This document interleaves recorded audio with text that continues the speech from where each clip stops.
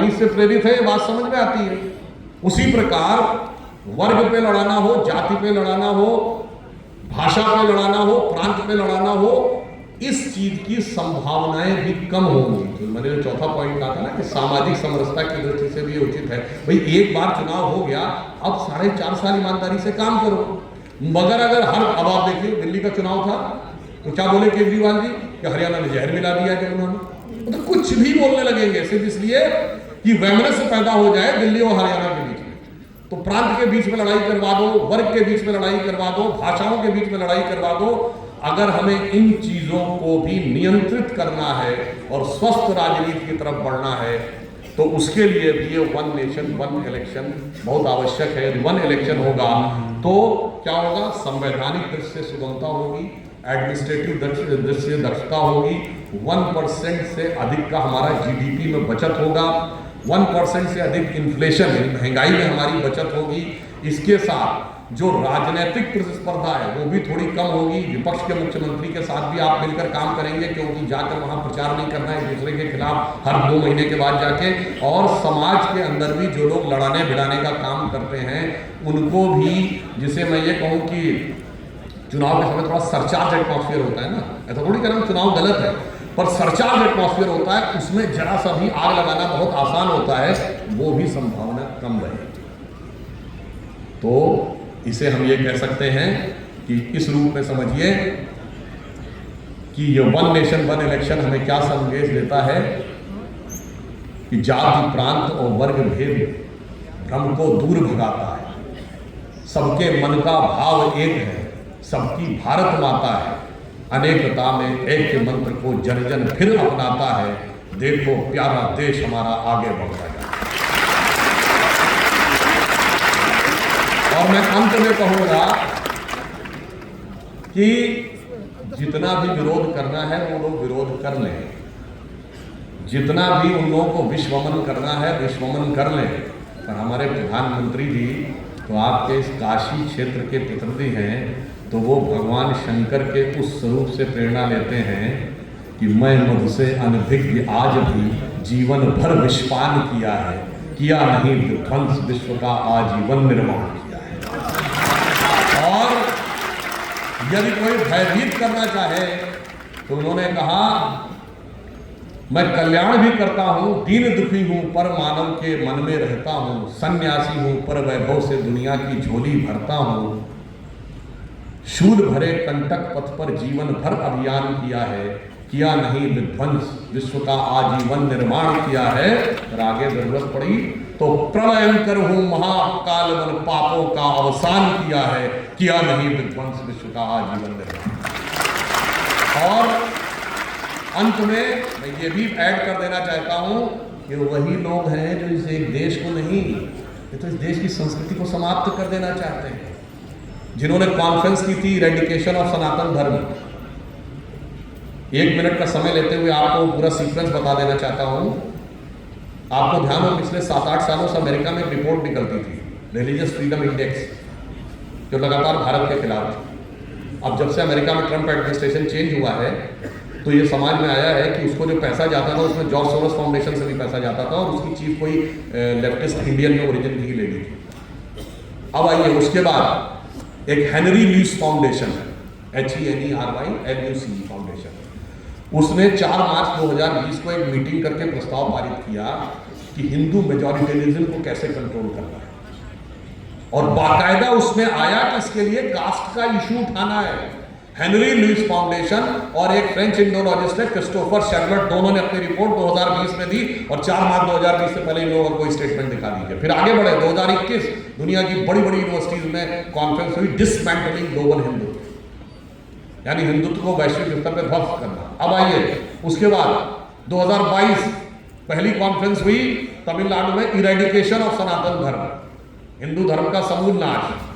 उसके बाद आइए 2023 में जो हुआ वो एक कदम आगे बढ़ गए। अब उन्होंने कहा ये तो बैक्टीरिया है, ये तो वायरस है, ये तो HIV है। उसके बाद 2024 आइए तो धर्म ग्रंथों को फाड़ना, रामचरितमानस को फाड़ना, तो बिहार के एक मंत्री साइनाइड बोलने लगे। वो कहने लगे कि साहब हिंदू धर्म ग्रंथ तो साइनाइड है, और खुद पता है नवीं 10वीं पास है। पता नहीं कब पढ़ लिए, कितना ज्ञान प्राप्त कर लिए कि सबकी समीक्षा कर लिए, परीक्षा दिए बगैर समीक्षा करके ज्ञान देने लगे।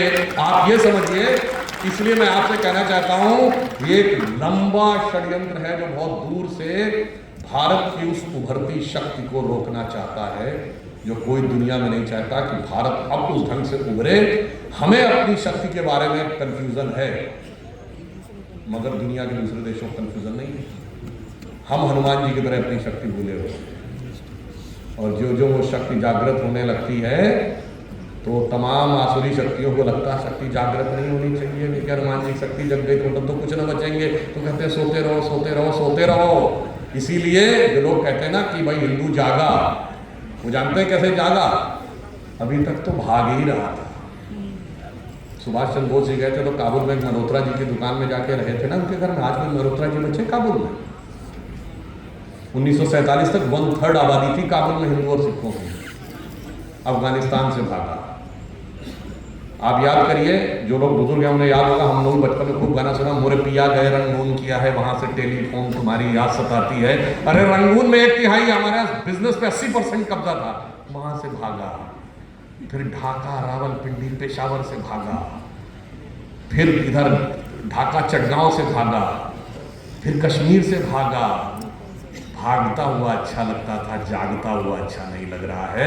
वही शक्तियां आकर आज हमें रोकने का प्रयास कर रही है। परंतु मैं यह कह के बात समाप्त करना चाहता हूं कि हम तो वो हैं, अटल बिहारी वाजपेयी जी की प्रसिद्ध कविता है, उनका जन्म शताब्दी वर्ष भी है, आप सबने सुना होगा, हिंदू तन मन हिंदू जीवन, रग रग हिंदू मेरा वर्ष। तो कोई कितना भी कर ले, मोदी जी जिस दृढ़ता के साथ खड़े हैं वो समाप्त होने वाला नहीं है। उसी कविता की एक पंक्ति है, मैं आदि पुरुष निर्भयता का वरदान लिए आया भू पर, पै पीकर सब मरते आए, मैं अमर हुआ लो विष पीकर। अधरों की प्यास बुझाई है मैंने पीकर, वह आग प्रखर हो जाती दुनिया भस्मसात, जिसको क्षण भर ही छूकर। तब भय से व्याकुल दुनिया ने आरंभ किया मेरा पूजन, मैं नर नारायण नीलकंठ बन गया, न इसमें कुछ संशय, हिंदू तन मन हिंदू जीवन, रग रग हिंदू मेरा। और लास्ट में जो युवा पीढ़ी बैठी है उसके लिए मैं एक बात और बोल देना चाहता हूँ, कोई कंफ्यूजन मत रखना, इंडिया का वक्त आ गया है। जैसे हर आदमी की जिंदगी में एक दौर आता है अच्छा और बुरा, वैसे ही हर सभ्यता के लिए भी एक दौर आता है। एक दौर में हम दुनिया के पावर सेंटर थे, intellectual power centre, military power centre, economic power centre. आज से 2500 साल पहले हमारा पतन शुरू हुआ। जब पतन होना शुरू हुआ उसके बाद दुनिया का पावर सेंटर कहाँ बना? किंग डैरियस ऑफ पर्शिया, यानी आज का ईरान। जब ईरान का पर्शियन एम्पायर डाउनफॉल हुआ तो मेसोपोटामियन एम्पायर यानी आज का ईरान। जब मेसोपोटामियन एम्पायर डाउनफॉल हुआ तो टर्किश एम्पायर यानी आज का टर्की। उसके बाद Roman Empire, Eastern Roman Empire की कैपिटल कॉन्स्टेंटिनोपल थी जो आज टर्की का इस्तांबुल है। उसके बाद आज का रोम, आज का इटली। जब उनका डाउनफॉल हुआ तो पुर्तगाल स्पेन का जमाना, पुर्तगाल स्पेन का डाउनफॉल हुआ तो ब्रिटेन और फ्रांस का जमाना, ब्रिटिश एम्पायर का डाउनफॉल हुआ तो अमेरिका का जमाना। अमेरिका में आज सबसे अधिक प्रॉस्परस कौन? West Coast, San Francisco, Los Angeles belt. अब आइए पिछले 60-70 साल में जापान का जमाना।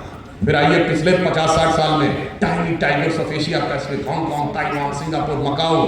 अब आइए पिछले 25 साल में चाइना। तो व्हाट नेक्स्ट? कॉन्फिडेंस रहिए। अब इंडिया तो हो गया, मगर इंडिया में लीड कौन करेगा? 1 जनवरी 1901 को 20वीं सदी का जो सूरज उगा तो इस देश में किसकी सरकार थी? पूरे देश में अंग्रेज की सरकार। 1 जनवरी 1951 को इस पूरे देश में किसकी सरकार थी? कांग्रेस की सरकार। और 1 जनवरी 2001 को जब 21वीं सदी के पहले सूरज की पहली किरण इस धरती में पड़ी तो इस देश में किसकी सरकार थी? अटल जी के नेतृत्व में भाजपा की। और 1 जनवरी 2025 को जब 25 साल पूरा होने के बाद सरकार बनी तो मोदी जी के नेतृत्व में तीसरी बार भाजपा की। अर्थात 19वीं सदी अंग्रेज की थी, 20वीं सदी कांग्रेस की थी और 21वीं सदी भारतीय जनता पार्टी की है। भारत की भी है, भारतीय जनता पार्टी की है। इसलिए हमारे विरोधी कुछ भी सोच लें, वक्त हमारा आ गया है जिसे मैं कह सकता हूं कि भारत मां अंगड़ाई लेती, सुप्त चेतना जाग रही और ऋषि मुनियों की देवधरा फिर अपना रूप संभाल, और अब इसे कोई नहीं रोक सकता है।